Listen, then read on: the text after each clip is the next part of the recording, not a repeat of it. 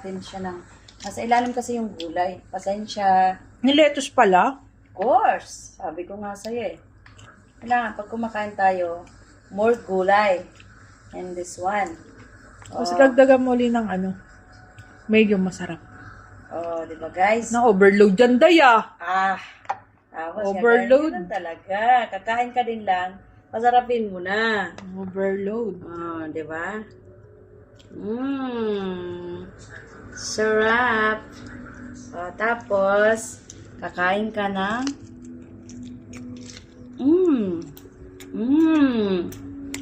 Pinalo ko pa ang restaurant. Sarap. Yummy guys. Kain tayo.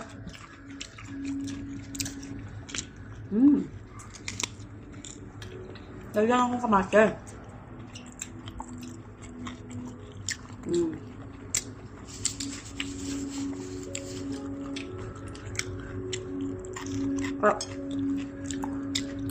Kailangan malaki ang bunga nga.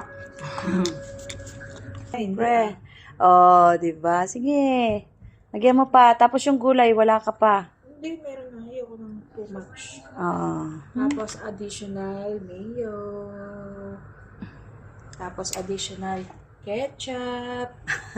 Kahit wala. Kararo.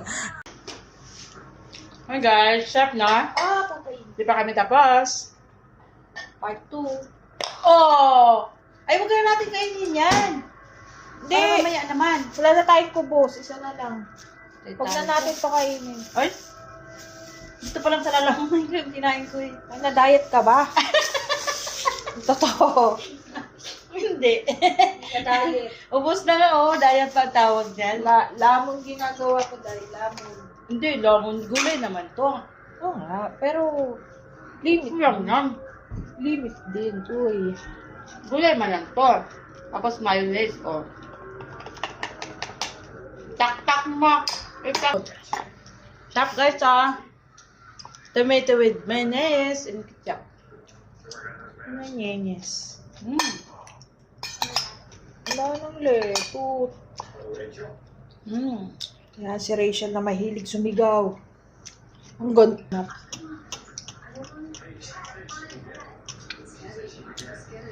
Kain ka o kakain ka pa? Kailangan ubusin ka din natin yung gulay kasi magtutubig na siya. O, di ba guys? Na-overload dyan, Daya. Tapos Overload. yan talaga. Kakain ka din lang. Pasarapin mo na. Overload. Oh, di ba? Sarap. Oh, tapos, kakain ka ng